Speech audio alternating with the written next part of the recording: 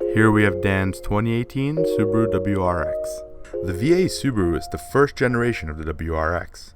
Yes, I say first gen because up until now, the WRX and STI have always been on Impreza. But starting in 2015, Subaru decided to move away from marketing the WRX and STI under the Impreza name. This time, they opted to drop the Impreza name in all markets, in which the new model was simply named the WRX. While in Japan, they sold it as the WRX S4. So today, we're going to take Dan's VA, we're going to put it on the dyno to get some baseline numbers, and find out what this machine made out of the factory. In its current form, this car is completely stock, but before we put it on the dyno and get going, let's have a quick word from our sponsors. What's up, Danger Dan? What's going on, buddy? What's for lunch, bud? Just having myself some coffee. What kind is that? I don't know. Cobb coffee. Oh, that coffee must void warranties. Yeah, it must. What are you having for lunch? I got a Cobb salad. Oh. Yeah. Hope it fills me up, though. You never know with these things, because kind of a strange kind of meal, So I really like your new car. Thanks, man. Have you figured out what we're going to do to build it? No, not yet. We're still trying to figure out who we should go to for all the performance parts. Oh, yeah, eh? Have you given it so much thought which companies are going to support this? How's your salad? That's pretty good. I mean, it's not that filling, though. It's just, salad is, they never really fill you up. It's a Cobb salad? It is. Whoa. I got it. Cobb tuning. 20 minutes later. Alright, everybody, so obviously we decided to go with Cobb tuning. We don't have a choice. We're building a VA Subaru, so Cobb's probably the best choice for this. What do you say, Dinner Dan? Yeah, absolutely. We want to say a big thank you to the folks over at Cobb for providing all the parts for this build. For those of you guys who don't know about Cobb, they've been around since 1999, started out as a Subaru tuning company. They were the first people to offer a tunable platform for the Subarus back in 99, before even the turbo cars started coming out. From there, they've grown and expanded, so now they do everything from Subaru, Porsche, Ford, Mazda, Volkswagen, Nissan, so they have lots of different coverage, tons of different parts. All their parts are exceptionally well built in terms of the quality and the fit and finish on them. They also got the Access Port, which is the quintessential tuning platform for a lot of these vehicles, so I want to say big thank you to the folks over at Cobb for sponsoring this build. We're looking forward to getting it put together and showing you what all the parts can be done for your VA Subaru. So stay tuned. We're going to keep doing this build here. We're going to go through all the Cobb goodies for you. We're going to unbox them. We're going to install them. And Danger Dan and I are going to take you on a little adventure building the Rad Dad Subaru. You want some salad? No. It's not very good. Their parts are better than the salad. Much better. Alright friends, we're here at legendary Neetronics. As you can see, they are quite the Subaru masters over here. We got almost every kind of Subaru you could dream, lust, crave, want in this life here. So we're going to find out today how much power Dan Subaru is going to make, aka the Rad Dad. We've got him ready here.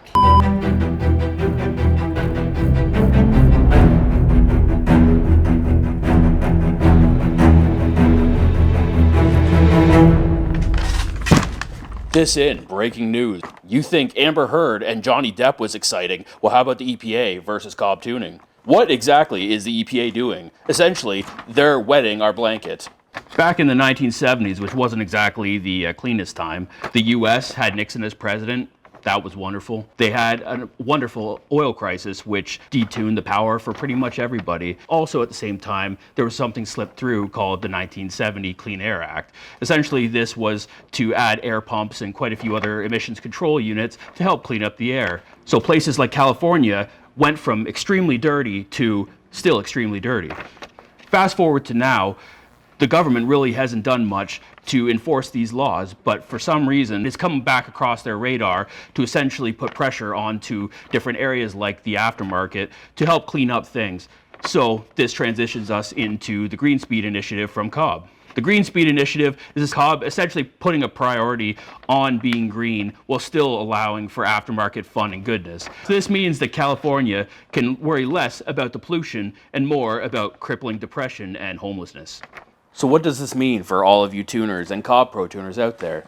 So to make it simple, things that modify the emissions control units like downpipes, catless downpipes, TGV deletes, air pump deletes, and certain fuels Tuning will be different or not supported in certain circumstances. To get into specific applications, vehicles like the Nissan GTR, there's no speed density tuning anymore, but things like ethanol are still able to be done.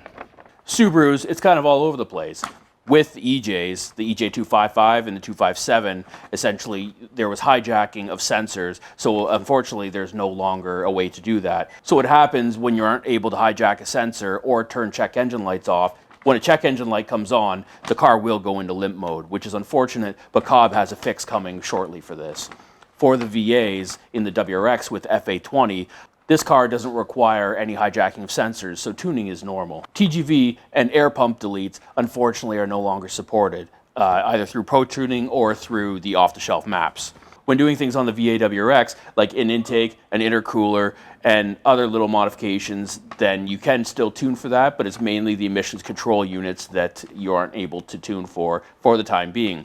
Flex fuel, that is not able to be tuned for, but Cobb does have something coming in the near future that will allow for that to happen. Vehicles like Ford, Audi, BMW, Porsche, Mazda, Volkswagen, everything's more or less the same. You can continue as normal. What you cannot do is anything that would normally trigger a check engine light. Unfortunately, like with the Subaru and other vehicles, if a check engine light does come up, like if you're running a catless downpipe, that will still happen, but you're not going to be able to toggle the check engine light on or off. So essentially, run catted, boys. Let's do it. If I update my access port, will I lose any maps? No. If you have an access port that came with the stage 1, 2, and 3 maps, you will not lose that. It's just on the tuning software, which you'll not have the access to certain things like you did before. What does it really mean? It means that liberals, green people, tree huggers, they're all going to be happier, even though your Subaru is still really fucking loud. Even though we as car enthusiasts can be seen as the bane of existence to anybody who has children at 2 o'clock in the morning when you're screaming by at 7,500 RPM. Basically, those people can now rest at ease because you're a bee green. So what does this really mean? Essentially, if we look over the industry as a whole, this is actually a good thing for the industry. Basically, the EPA has been coming in hot and throwing out fines left and right, and essentially everyone is scared and has been shutting down new product development and has been very affected by all of this. So when you have a tuning giant like Cobb, who is still going to trudge forward, but going out and getting the CARB EOs, that shows the EPA that you can modify and still be green. So essentially, for everybody else out there, that helps because hopefully the EPA will see that this is possible and a lot of the heat will come off of the industry, meaning that you and I can still have our modified cars. Anything that Cobb doesn't have a CARB EO on currently, they are going after so that they can offer green modification products that are not going to hurt emissions, but are also going to help with performance.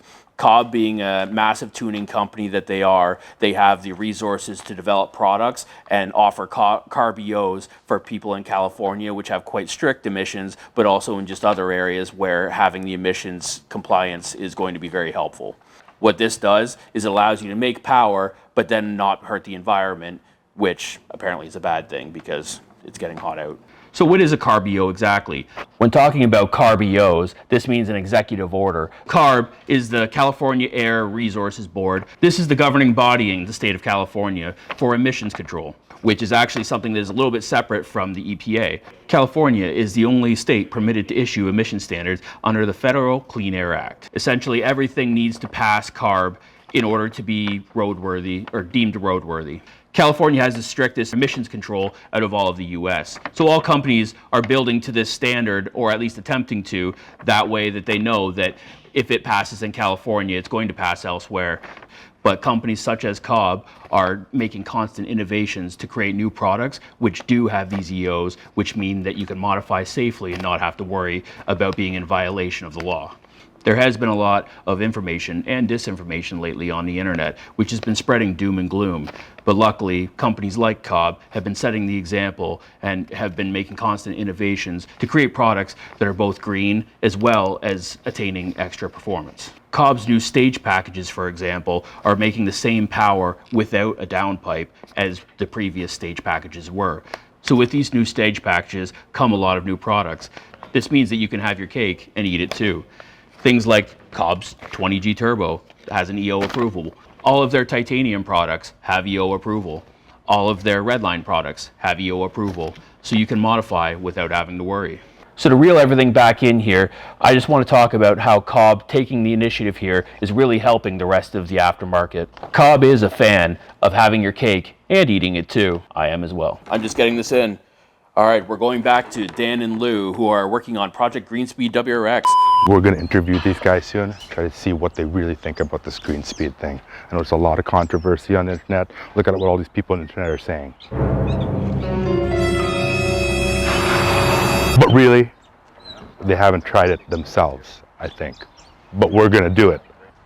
This guy's super professional. He's coming right now. Don't film him. Don't film him. Be casual. Be casual. Be casual. Casual. Don't flash. Be casual. Be casual. Be casual. Just reporting live on the scene from the local Cobb enthusiasts out here and how they feel about Greenspeed. And sir, how do you feel about Greenspeed? Green what? That's what I thought especially. Good car, bro. Thug life. Let's go talk with another professional about this and just see what the word on the ground is. Andy. Andy. A more respectful angle on the Cobb Greenspeed build. Let's get the female perspective on this scenario. Why are you assuming her gender?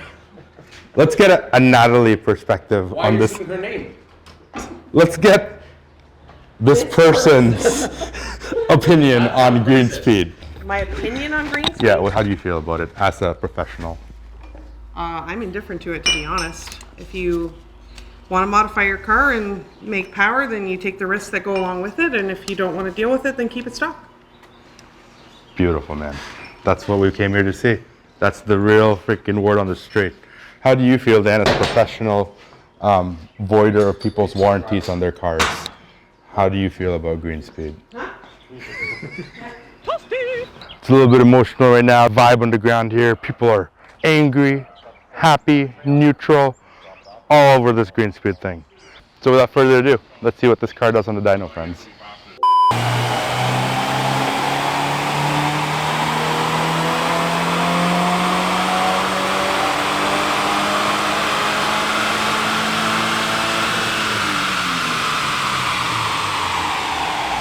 Now that we got our baseline numbers, it's time to install our Cobb access port and throw on their off-the-shelf 91 Octane tune to see what this thing does on a stock motor.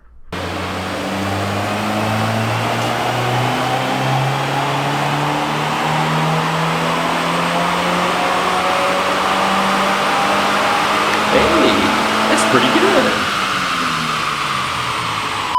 Oh man, the Rad Dad Rexy exceeded all expectations. I'm happy. So the car baseline tunes, it put down 222 horsepower, 240 foot-pounds of torque, was it? And then we got Andy to throw on Cobb's off-the-shelf 91 Octane tune. That one is just to see what it's actually going to do on a bone stock car.